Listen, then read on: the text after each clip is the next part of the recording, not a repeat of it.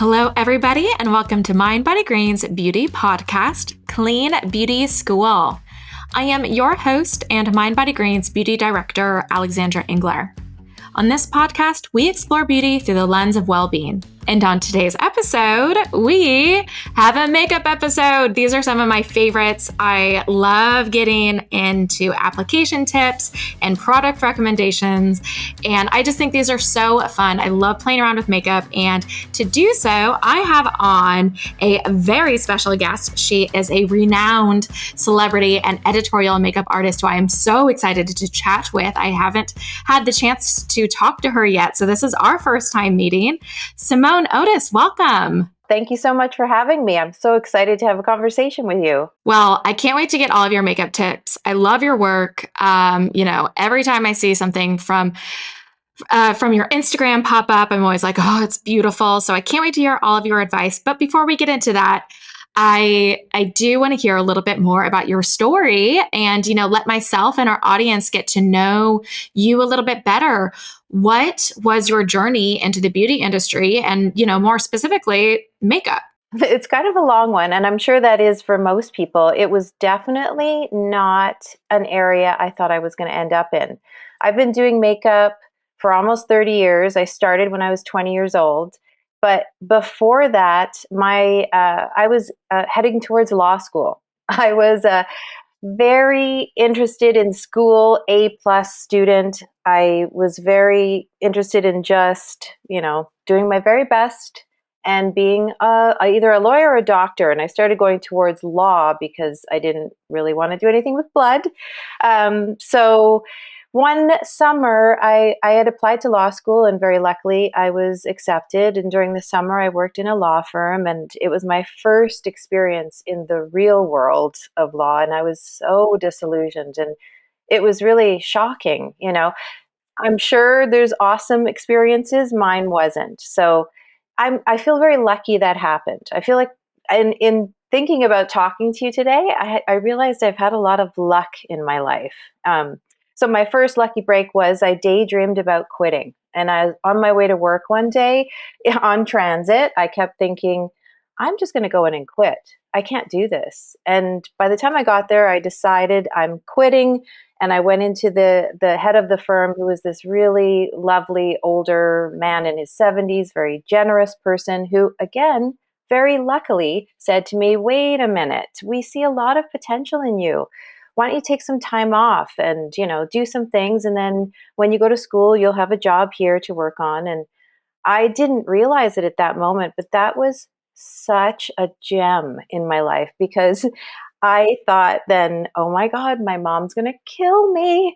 I have to have something to do. So I went literally from the office to a cafe, sat down and looked through a local paper and thought, I need to have something to say I'm going to be doing while I figure this out.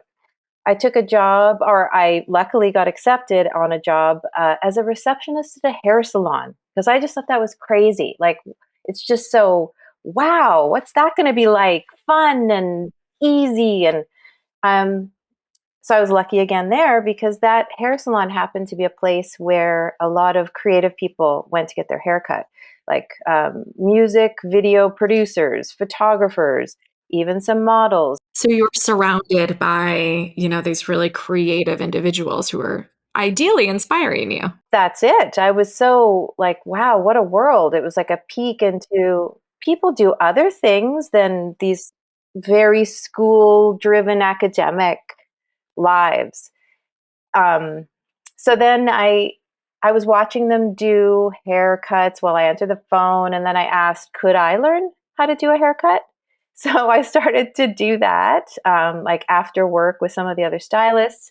And then a producer that came to the salon asked, could I do hair for a music video? And there was no money. And I thought, sure. I mean, that sounds fun. And I did that. And then that same producer asked me if I could do makeup. And I thought, sure. Again, I was so naive. I thought, well, I have a face. I've done makeup on me. I could do makeup on you. And that, again, went well. And then I thought there must be schools that clicked into me that my usual way of approaching things was, how do I get an A in this? So I looked up, and of course, there's amazing schools, but 2-3 years, expensive as they should be. And I thought, well, I'm going to law school, so I don't know if I want to do that. I'm only doing all this for fun, until I go back to law school and I have that job. So then I found this 2-week fashion makeup course at one of those schools. And I thought, oh, why don't I take that just to see if I'm any good? Again, I was lucky. The teacher was very vocal. At the end of the 2 weeks, he said, Simone's very good, to the entire class. And I was like, that's all I needed to know. Like, can I do this? And then I kept going forward with the same kind of idea. Like, how does someone get an A in this world? Like, I found out about portfolios. At the time, you needed a portfolio to do work or to get work. And I based my portfolio on British and Italian Vogue. I thought, I want to have a book that looks like this.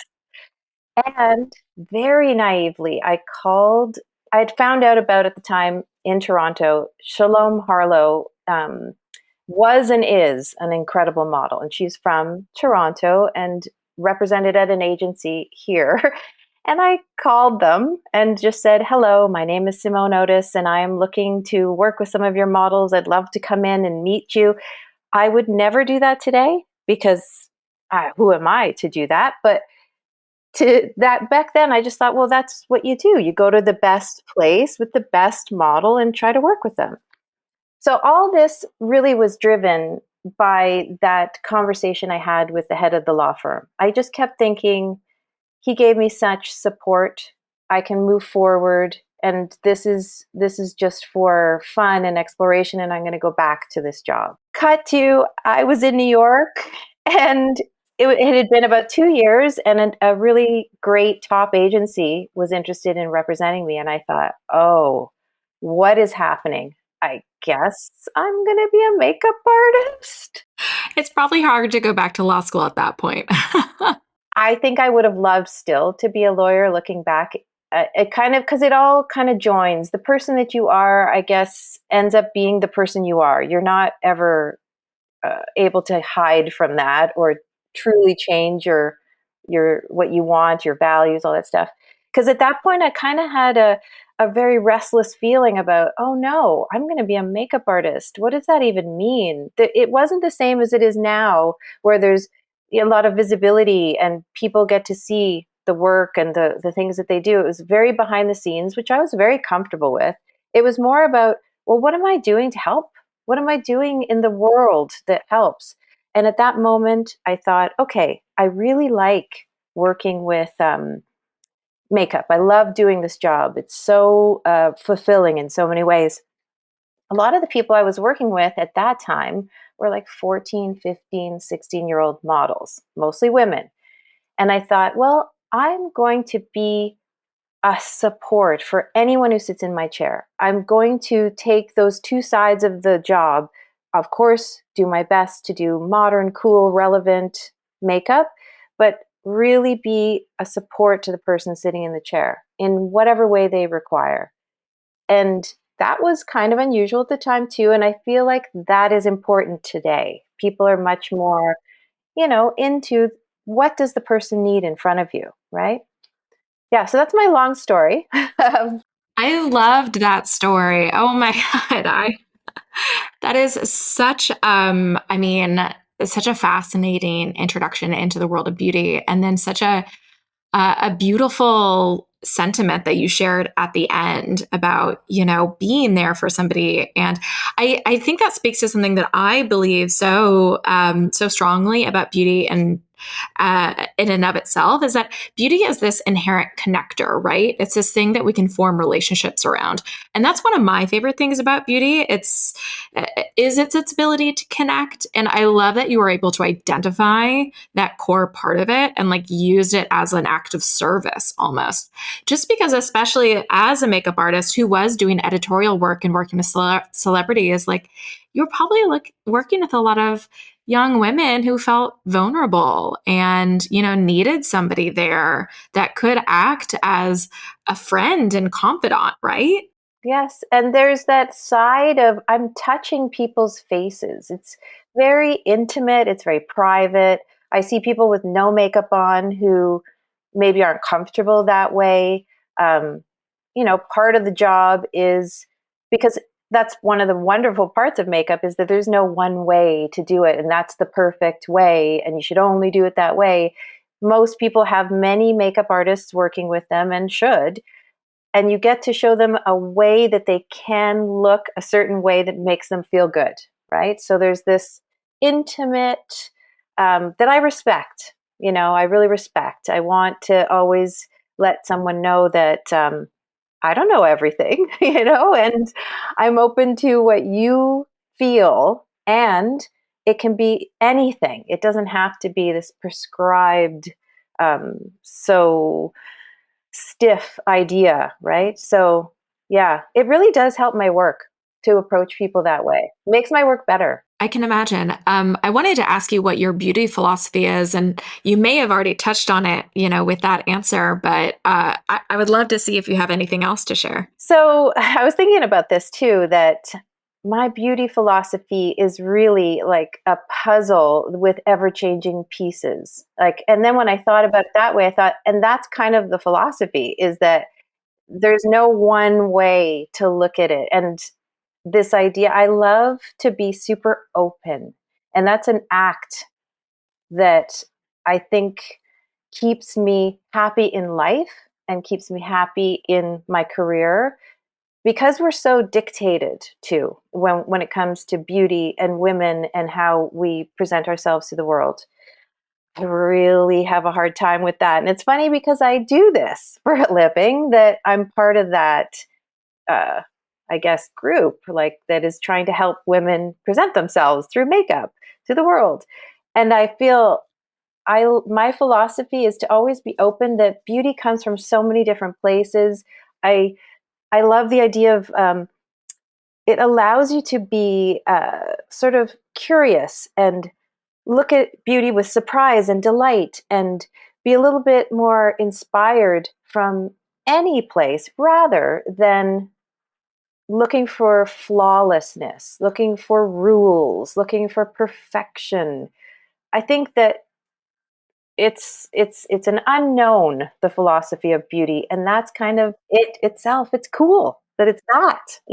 Yeah, there's, so much to discover within beauty. And I don't mean that in a way that's, there's so much to discover in skincare. There's so many ingredients to discover. There's so many products to discover. I mean, just there's so much to discover in what you feel connected to and like what helps you feel beautiful and, all the deeper stuff that you just mentioned. And I, I love your answer. And I think it speaks to this deeper idea of beauty that I think a lot of us in the beauty industry are all trying to figure out and kind of, chip away at. And yeah, it's fascinating because you never feel like you've quite grasped it. And that's fun. Yeah, yeah, it really is.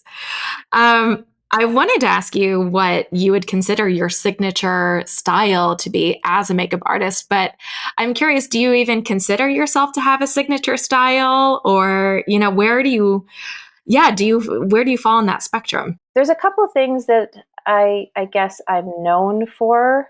And it kind of comes from like when I was working in New York, my first really incredible agent, who was so helpful to like helping guide me, um, just said to me one day that I'm so good at doing beautiful, what now we call no makeup, which I really reject that, because it's not real. There's a lot of makeup in every look. There's natural is no makeup at all, and that's beautiful too. But I was really astounded by that when he said that, because I thought, well, can't everyone just do, like any good makeup artist can do, a natural look, which I consider to be this sort of amplification and elevation of your natural features. And that's so particular to each person. And it changes so much with the products that come out, or how we view, like if skin becomes this thing that we want to mattify or glow or details. That's the sphere that I'm talking about. And I think that, yeah, I am good at that because I love looking at someone and then trying to pull out some of the things that might make them feel good about themselves. And that can never be dictated by anyone else. It has to be this sort of flowing thing that happens between myself and the person I'm working on. So I am known for this elevated, amplified, natural look, we'll call it, for lack of better words. And that I also really love doing graphic, clean looks with a like a pop of something somewhere, statement kind of things. I guess that would be how I would describe it. Okay. I mean, I definitely see that in all of your work. I definitely think that those two visuals shine through.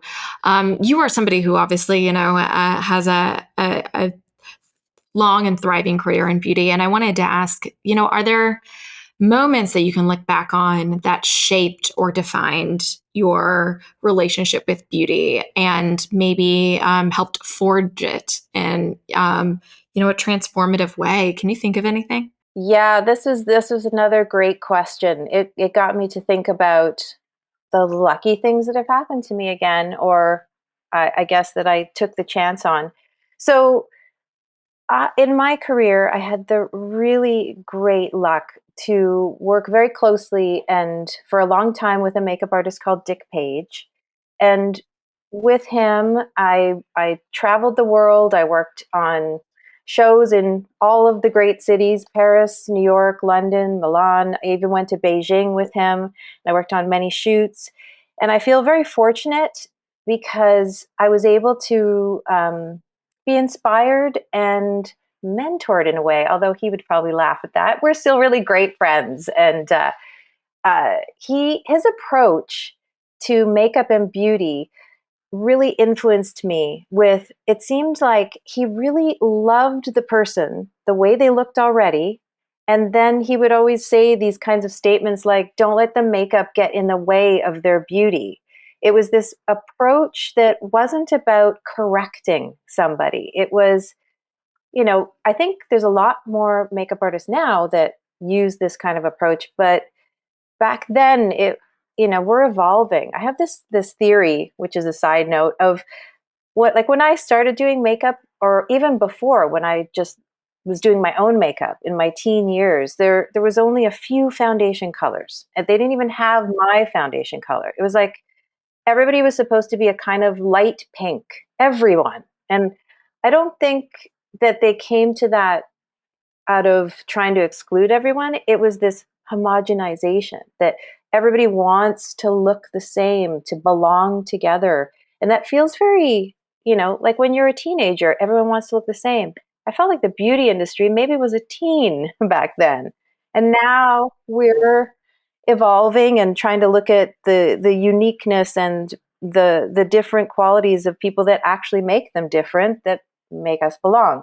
Anyway, what formed my opinions on how I do my makeup was really driven by watching Dick Page do makeup over the years, how he approached sometimes the things that he didn't do, like the spaces that he would leave, whether it wasn't like you don't have to cover the whole face in makeup, or just do a beautiful strong eye and a little lip balm. And if that works for that face, that really, really to this day still inspires me, directs me. The first thing is really look at the person. And even when I'm mentoring someone myself or have assistants, I will see that someone just charges in with a routine, and they mean well, but wait a minute. First, take a beat and look. Do they need anything in their eyebrows? No. Or yes, they need a lot of eyebrow. Like, make some choices that are based on the face in front of you, not just like a thing that you're going to do, without thinking about it. Yeah. So I hope that makes sense. It does. And it inspires a follow up. I love this idea of before you start your work, you really look at somebody and you study them, and, you really like look for inspiration in their own features. And for most of us out there, a lot of these listeners who probably aren't working with makeup artists who are approaching their face, how can somebody do that for themselves? And I ask this question because I think it's actually quite hard to see yourself sometimes, and to see your good features and to see what makes you uniquely you. We get so hung up on what doesn't look good, or what we perceive to not look good, or what we perceive to be a quote unquote flaw. How can somebody, find those elements within themselves that are their best features? I'm asking this for myself a little bit. I think this is such a great question. And I do hear this more than ever in the last, like, say, 2, 3 years. I hear this from a lot of clients, a lot of people that I talk to about beauty, which is really exciting to me that that is actually starting to be part of the conversation. And I don't know, I think there's a few things that it's not linear. There's not one answer. It's still evolving how we as women can approach our best selves and visually, right? Because one of the things I notice is that people don't necessarily just look at themselves in good light, good natural light. And this might sound odd, but I would challenge people to try it. Actually think about the things on their face that they like. Like, because I think we're so driven by advertising. And again, it's not about let's beat up advertising. They hate women. It's not that. It's just that the trajectory of makeup and cosmetics and beauty in general has been so flaw focused. Let's fix what's wrong with you. That's an assumption that there's something wrong with you. So we have this idea in our minds that to look at ourselves in the mirror, what's wrong? That's the first thing you look for. What can I fix? And I think, what if you turn that on its head and start playing around with the first thing you do is go, I like my lips. What color would I put on my lips? Yeah, you're not going to like solve it and stop yourself completely from going, oh, I hate that pimple I have, or whatever. But it is about almost being conscious about those thoughts, those approaches that you have to your own self. It's so supported, this idea of there's something wrong with you. Here's a product. It's going to fix you. And it's already like, wait a minute. What about the start of that sentence? There's nothing wrong with you, actually, I don't know if that helps. Like, I think about this and I want to. I love that advice of starting your makeup routine, or, whatever part of your routine you're at, approaching it from a place of identifying something that you love, and starting there, and, building around that. And I think it acknowledges this idea of like, yeah, like we're human. Everyone's going to have something that they're self-conscious about. Like, I'm always going to be self-conscious about the dark circles under my eyes. Like, I just am. I'm always going to wear concealer there. I just am. But I don't, that doesn't have to be the thing that I identify most about myself. I can identify, I like my cheekbones or something. I love it. I think that's incredible advice. Yeah. I mean, I try to approach it with something that is an actionable task, because it there's no one answer. There truly isn't. And I think this is an exploration of us as women in the world and how we want to present ourselves and what we're listening to, what we're fed, the images, the sound bites, the zeitgeist, all of it. You can look at it with negativity or positivity. You can take from it what you want. It's not a rule. It's not. It's their ideas. Yeah. Um, this is kind of within the same realm of what we're talking about here, but We're both in the beauty industry, and the beauty industry, as we know, is an industry that glorifies the youth, and looking young, and et cetera, et cetera. And a part of me is, I agree with the idea of like wanting your skin to look its best for your whole life, and I get that, and I understand why people approach it from there. But it's something that it is an industry that can do it to a degree that certainly can make people feel self-conscious as they get older. And certainly it's something that the beauty industry needs to be better about, of how we approach this topic of aging. And I think in a lot of ways we're making progress. And I think one area that we're making progress is with makeup. I think there's a lot of growth in, the sort of women that we're seeing in makeup advertising, or, the age groups that makeup is even being targeted to, or et cetera. So, because you are somebody who is passionate about this, I'm curious, like what inspired that passion, and how do you approach your work through the lens of, wanting to make sure that people of all ages feel accepted and welcomed? This is like that's something that I've thought about since the very beginning of my career. Maybe it's because I came from the side. It wasn't like I, watched my mom putting on her lipstick, and it wasn't like I was beauty obsessed. I intellectually approached it. And I did not feel invited in at all, because I wasn't a typical looking at the time. There really was mostly young, blonde, blue-eyed women. That was it that represented. And then maybe one token person from each category of human woman. And then maybe there might be one or two older women, but it was really boxed, categories of, and there still is a bit of that. I do think I agree with you. There has been some movement that I feel might not revert back to, you have to be ageless, age defying, age or flawless, all these, youth obsessed ideas.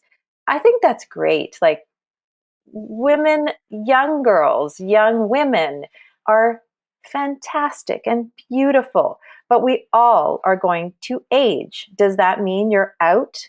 Does that mean you're not cool? Does that mean, like I always say, you're not invited to the party anymore? That seems really sad. And we're all going to end up there, luckily, right? Hopefully, we all get to age and be, these people. um, so I don't know. I think there's a few things. The idea of what we're shown is important. Images. The we can't only be shown young faces with no wrinkles, no darkness. We need to be shown more images of women from all categories in different styles of makeup and different ways to approach their beauty in beautiful light, because I've noticed that too. Sometimes working with people, they aren't used to working with wrinkles or darkness or discoloration. Who decided that those are bad things? Like, that's, again, it's a construct. When you think about it, it almost seems ridiculous. What's wrong with a wrinkle? Whoa, that's not bad. It's innocuous, right? It's a great question. I'm realizing I've never like stopped and thought about what is wrong with a wrinkle. Yeah, or even darkness around your eyes. Like, I too feel the same way. I have more sunken in eyes, just the shape of my face, and I have a strong need to cover any darkness. And as I'm getting older, they're sinking in more. And I thought, wow, I'm going to have to, like, it's a personal discovery too. I think there's nothing wrong with covering the circles. I think um, we just need to be shown more images that allow you to be different facets of yourself too as you age. Your face is going to change. So you change the way you do your makeup, or you change the textures of the makeup that you use, or there's so many different options that are more about options than limitations. I think that's part of it. We look at it like this is a problem, where maybe it's not. Maybe it's an opportunity to change the way you do your thing, or try something new. Be open to, okay, now I have dark circles. Like my face, as I've gotten older, yes, it's starting to sag. That's just normal. You start to lose the muscle and the fat in your face, and that happens. And there's nothing wrong with whoever wants to do whatever about that. I think it's all uh, do it. Do whatever makes you feel good. But what I noticed for myself is that now I have more defined cheekbones than I ever did, because it's sort of sagging, and I'm like, I kind of love that. Yes, I've got wrinkles and darkness, but I've got these higher cheekbones that I can play with, and I do more to shape my face with like beautiful contour products, and amplify that, and kind of go, look over here, don't look over here, don't look at my dark circles, look at my cheeks. You know what I mean? That's a way to do it. But I do want to go back to, it's just a lot of the imagery we're shown and fed. It's because we're really fed this idea that you've got to look like this. And once you reach a certain age, you should look like a beautiful Ralph Lauren model, or a kooky, eccentric. That's great. I love those two ideas. But what about all the others? Like, you can be anything you want. You don't actually even have to change. You can still wear the makeup you liked when you were 25. Why can't you? I've seen these rules about, oh, it's going to age you if you wear black mascara or black eyeliner. I'm like, again, who decided that? That doesn't even seem, that doesn't make sense. It's not going to age you. Like, how? And to your point, like it's a blessing to age. May we all be so lucky, and I, I 1000% agree with that sentiment. And it's something that I definitely try and talk about whenever we talk about any of these topics surrounding aging, because it's such an important point to hit home. Um, Obviously, I have a renowned makeup artist on the podcast, though. So I need to ask what your like baseline makeup bag looks like. And, feel free to give me as many product recs as you want. Like, in my makeup bag, I always have like, so this is kind of a leads into quest or answer of, in my makeup bag, I've always had really great brushes. Like, I've amassed and collected. A lot of them are Japanese brushes. They work really well. So I feel very confident when I have those brushes that I can almost use anything to create the look I want, whatever product. And then I use a lot of cream colors, highly pigmented cream colors that, again, I can use in so many different ways, whether it's like applied very strongly and heavily to create something bold, or buffed out and sheared to create something very neutral. And I have them in a myriad of colors. I have them from natural tones that I could create something very subtle, to bold, to primaries. I can even do foundation out of primary colors, just because I learned that way. And then I thought, that is such a great way to approach makeup, because cream colors, high pigmented cream colors, are a great way to do your makeup for any age, for any skin tone, which leads me into 1999, which is, a brand. 1999 Beauty is a brand that I started with three other women that I worked with over the years. One of them is this woman, Didi Katona, who she does our branding, and I've worked with her for years on beauty campaigns, fashion campaigns, and she's a mom. I'm now a mom. We commiserated about, why can't we see, an older, like our friends in these campaigns, someone that represents, whether it's the skin tone, the age, whatever. So we talked about that for years and years. And then her daughter went to school in New York, and her thesis was on beauty and women aging in the industry. And from there, it started to really coalesce into this idea of 1999 Beauty. We wanted to do a brand that we could put out those images. They're very important for me to see women of all kinds of ages specifically looking amazing, just not prescribed to beauty, but also the product itself. So we created, our first launch was pencils, precision color pencils. And that was because I was trying to offer something to people, this freedom to play with makeup, to be invited to the party again. Like, you can use these directly from the pencil itself with your fingertip, with a brush. You can smudge it. It doesn't have to look perfect, or you can perfect it. So those are always in my kit. Those and more colors that I use mostly in little pots. I used to work with these these color pots that Shiseido used to make years ago. I don't know if you would remember them. They had like so many colors and so many textures, matte, shimmering, and they were just so versatile. So versatile. You can do cheeks, you can do lips, you can do eyes, and that's what the pencils from 1999 are as well. So those are my two like big staples in my kit. These cream, high pigment kind of colors, and then my brushes, and then there's so many other products.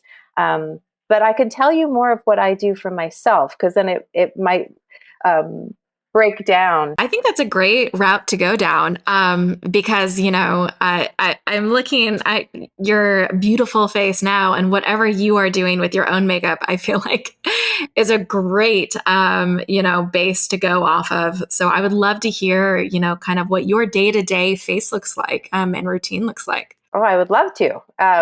So for skincare, I wouldn't say I'm an expert, but I definitely grew up with very difficult skin. I had a lot of issues with cystic acne. So I feel actually grateful for that, because I tried my best to learn efficacious products. So a lot of the things that I base what I use on are either science, or when it comes to makeup artist driven products. So I kind of toggle between those. So for skincare, I would not say I'm an expert. I would always tell someone, if you really want to know, take advice from an esthetician or a dermatologist. That's the end of the story, because they should see you, right?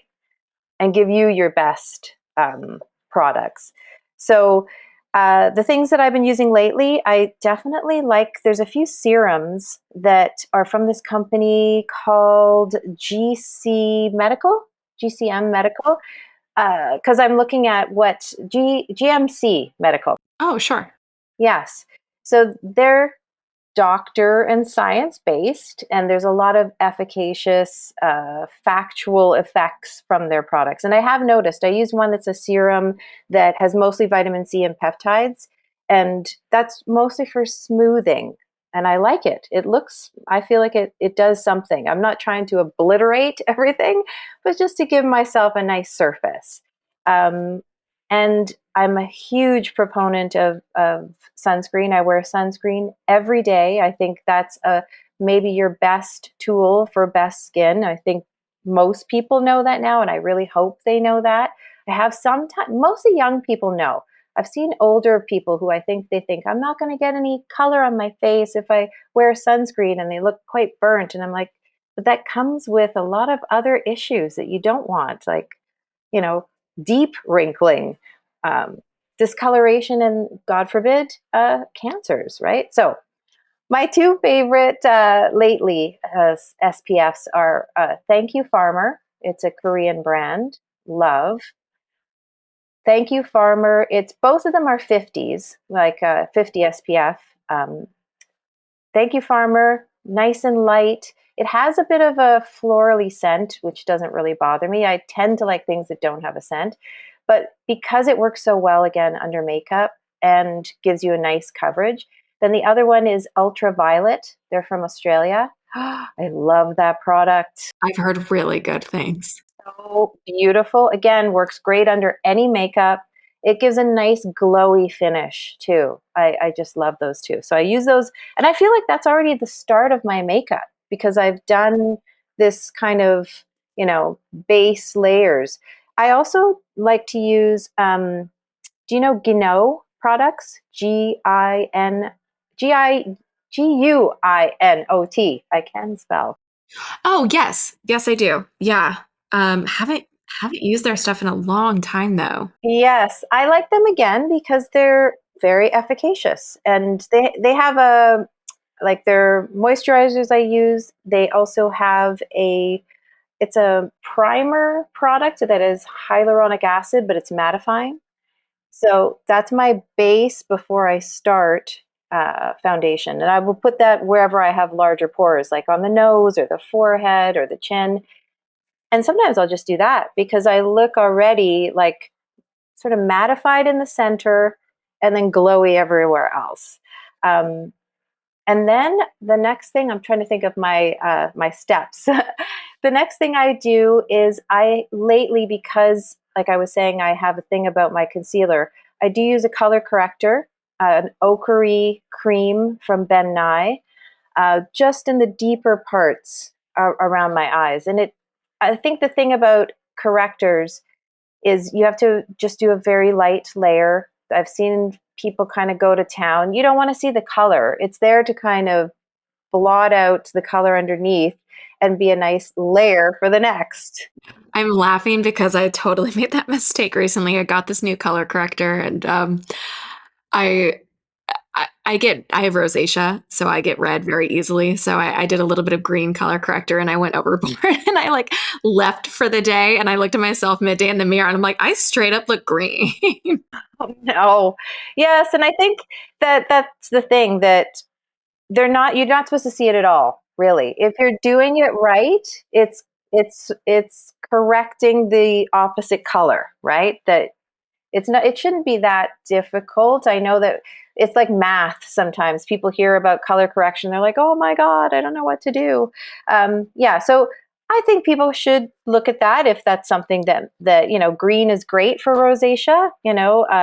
I use the ochre color because I'm like kind of purpley, my color around my eyes. And I really like that because then I don't have to use as much concealer because I really like the look of a brightened around my eye look. Um, so I do that, and then I'll do a wash of foundation, whether it's something like a NARS light reflecting foundation. I tend to try to not go too heavy if I don't have to, meaning coverage wise. I like to do lots of light layers with my makeup so that it looks a little more skin like overall. Your face is going to move. I don't want to put one, and I do that in my makeup for clients as well. There will be times where you have to use something that's full coverage and it's one look, but for 99% of the clients and 99% of the days that I'm doing whatever I'm doing, you don't need to have this mask on. There's nothing wrong with a little bit of darkness or a little bit of discoloration here or there. Sometimes it works for you. Freckles are actually discoloration, you know? Yeah, And a lot of people now fake them. So true. It's true. So I'd use that either, some kind of a wash of a nice, usually light reflecting foundation. And there's so many great foundations out there now. So it's worth looking around and seeing what works for you. And sometimes you'll have a few because you might one day want this one, another one. That's also a makeup artist thing, as you know, that we don't work with one foundation ever. Usually it's two or three, on one face. Yeah, yeah, because you're looking to create something that is seamless. And usually one color is not real. Nobody's face is one color. well, yeah, and no one's face is one finish either. And you definitely want to create like a finish that feels, even, sure, but your face has dimension to it. And, it's good to kind of play around with that. Yeah. I agree with you. And that's another thing. Like with 1999, we just launched contour and highlight sticks. And those are such great tools for playing with your dimension, the dimension of your face, and um, brightness and shadow. Like I always say, there's no one way to highlight and contour your face. There's no rules about that. It doesn't have to be difficult. It's really just about looking at yourself in the mirror in good light, seeing where the shadows and the highlights naturally fall, and then amplifying and accentuating those features for yourself. Some days you might do a little bit, some days you might do more, but it's very fun to play with dimension. That is something I've always done in my career before I even had any idea of what highlight and contour really was. And it came from working with celebrities who were going to be in super bright light, and they wanted to have a nice, perfected for their skin look. But once you did that, you take the whole face away. So I would bring back the dimension by kind of shadowing different parts of their face and highlighting different parts with like white or like a creamy lightness. Basically thinking about like, how do I draw their face out again, you know? Yeah, yeah, truly, like carve it out. Yeah. Exactly. Yeah. So that's something I've been doing a lot too for myself, because it makes me feel very it's subtle, but it gives me dimension, you know, and it feels fun and playful without also it's not a look. I'm not wearing a cat eye and I'm stuck to that, or a red lip. I love those things, but having my face look like a good shape as I'm here. Because another thing does happen as you age, you start to lose color and you start to become a little pale overall. It doesn't matter what your skin tone is, you lose some of the blood to the top of your skin. So, like the balm that you were saying you're wearing from 1999, that came from that idea of having something simple that you can just swipe on your lips, and it almost looks like you're bringing the blood back to your lips. So you're not attached to a color. Yeah, I mean, that's exactly how I would describe it. Like when I was like I did a little like buffering it on. I didn't want like a full, pigmented lip. Just because I typically don't really wear like a full lip anyway. So I just kind of like buffed it on. And while I was doing it, I kept on just like, I was thinking of how I would describe it. And it did have like that just bitten, like you're just bringing the blood back there, or like a little bit of wine stain. Like it was it blurred and it was very easy. And it has this like nice mattifying effect. I really love it. It's really beautiful, really easy to play with. Yeah. Yes, you should try it on your cheeks and eyes too. Yeah, it's a really easy product. It's a really nice color. Yeah. And it's really beautiful. I use that often. In fact, I think I am wearing it today too. Yes. So I also really encourage people to play with color on their cheeks. Today I'm wearing an orange and I'm wearing a deep plum. So I layer colors on my cheeks. Again, through cream, you can shear it down. So you take something that's really intense in color, and when you shear it down, it leaves behind something really pretty and actual color. If you start with dusty rose, you're not going to get much out of it. You want to end up perhaps with something that is very wearable and like natural looking, but you start with something that's very pigmented, buff it down, and you can control the color, and it's enlivening. Yeah, that's really, I think, one of the strongest things I can tell people. Please play with colors. Yeah. I did want to quickly ask about your eye routine and what you typically do if you're going to wear eyeliner or, mascara or something like that. Typically, our sort of readership isn't doing like a full glam eye every day, but I do like to have like a little liner situation. So how are you approaching that? So that's another thing with the 1999. One of our first products that we put out was the brown pencil called Barna. A lot of the names are because one of our founders is Hungarian, so it means brown. And they're creamy and very deep. So what I like to do is with the pencil itself, kind of smudge it into my line, my upper eye line. I like that it's moving a lot because sometimes I will do something with an eyeliner that's like a pen or something liquid. You're really attached to the look then. It's a little bit harder, and that's great. But for day to day, what I like to do is have some dimension and outline my eyes and have them actually be there again. So I use the Barna. Sometimes I use Note, which is a navy color. Sometimes I mix them. Sometimes I use Boar, which is actually like a deep plum. Today I mixed a bit of deep plum with the brown and kind of smudge it in there. And if I have to perfect it, I'll kind of do it with my fingertips. And then I'll set it. We have a setting powder that's super, super fine. And that means that I can have this sort of blended, not too demarcated eye line, and then set it with this powder. Funnily enough, that powder we developed so that people who want to have their makeup stay in place, we encourage people to play with the pencils and not feel so attached to the idea of perfection and straight lines, because not everyone can do that. So wear it the way you feel. That if you want to smudge here or swipe there, do that. But we added the powder for people who wanted to like kind of keep it a little bit more in place. Funnily enough, I started using that powder myself around my eyes, and it's so good. Experimenting with. I didn't want my around my eyes to look too dry because sometimes, again, as you age, and even you might not even be that old and you just have natural wrinkles around your eyes, so you don't want to fill it with powder.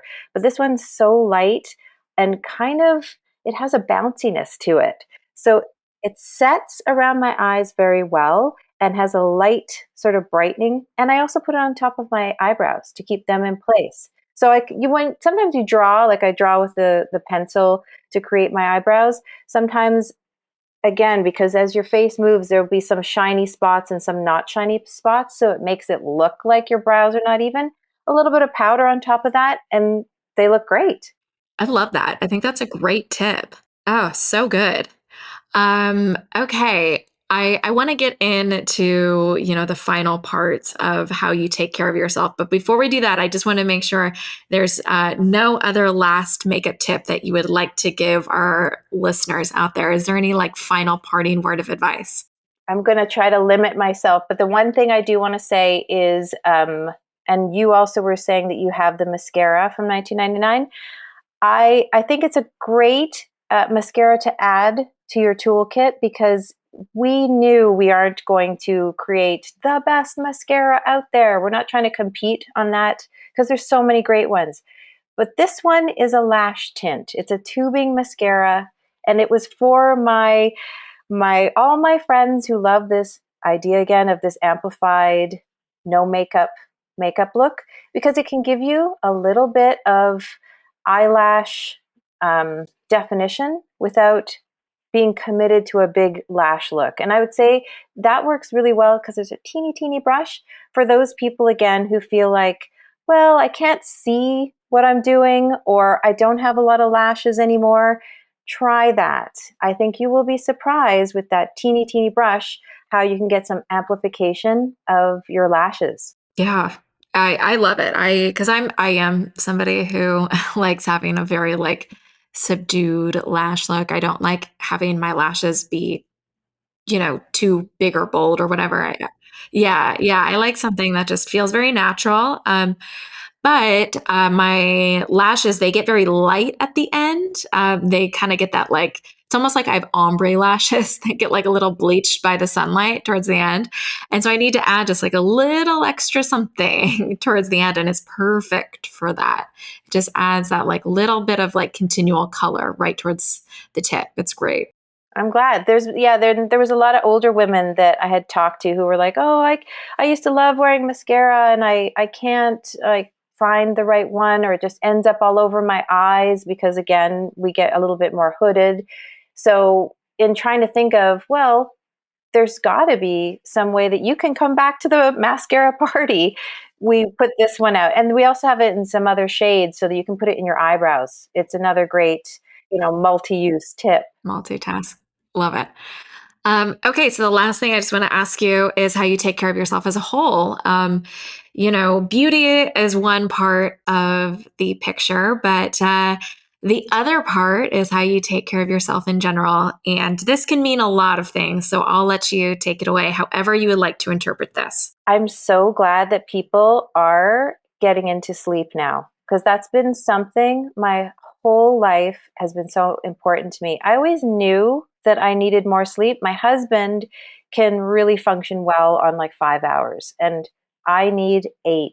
I'm just a nicer, happier person. I feel good. And I do think that is part of beauty, because when you don't feel good, eek, you're just not gonna, you can't even see yourself as a beautiful person in any way. So sleep is very important to me. I've been adding into my routine these yoga nidras. Do you know about that? Mm-mm. So I feel like I read about it, and I use it's called Insight Timer. It's an app that has all kinds of meditation led either music, but particularly yoga nidra, which you can do it for 10 minutes if you want. And it's about going through your body and sort of naming your body parts. There's this connection to, like, think of your shoulder, think of your elbow. And it's meditative in and of itself and calming. And I try to do that most nights if I can. I'm actually trying to get my daughter to do it too. There's something about the neurological connection that really does create a cumulative effect of relaxation. And I again think relaxation means your face isn't going to be stressed, And if you again feel good inside, relaxed, you can see beauty everywhere, including on yourself. So go ahead. Oh, I was just saying, I completely agree. And I completely agree on the sleep point. What I often say is, like, you can get the most expensive face cream in the world. You can get the best working retinol in the world. But if you're not getting a good night's sleep, it doesn't matter. Like, it just doesn't. Yeah, that's a huge thing. And it's so exciting to see people taking it seriously, because we live in a society where it's like, take that job, work really long, don't be the first one to leave, all those kinds of things. Like, I'll work all day and I'll go to the event. I don't know. Maybe sometimes it shouldn't also be like, I can't do anything fun, I have to go to sleep. It's not that. It's really, what's the focus? What's going to make you feel good? And I think it's a fact that sleep is a magic pill. Like, we talk about those things and that they're not real magic pills, but sleep, I think, is really. Yeah, I agree. Anything else, or did we cover it all? I mean, I'm always careful, not careful. I love to exercise, and I do a little bit. I think I've learned that I used to beat myself up about I need to go hard. Now I do 20 minutes every day. And it's funny how it's easy, it's fun, and my weight and shape have stayed the same. And I feel like I'm not trying as hard. So I don't know. Maybe that's also a mental thing, right? I'm not thinking, oh my God, I better be fit. It's more like, oh, I did my 20 minutes, Yeah. Got it in. And that's all that matters sometimes. Well, Simone, thank you so much for joining me today. This was so wonderful to talk to you. I especially loved our conversation up top of the episode. I share so many of your personal views on beauty, and I am just so excited that we got to have this conversation here. And, I hope our listeners, took some things away from it. And I know that I did. So thank you so much for joining me. This was awesome. Oh my gosh, this was so fun. I mean, I could talk about this kind of stuff forever. I feel very honored to have done this with you. Thank you so much. Well, thank you. Thank you so much.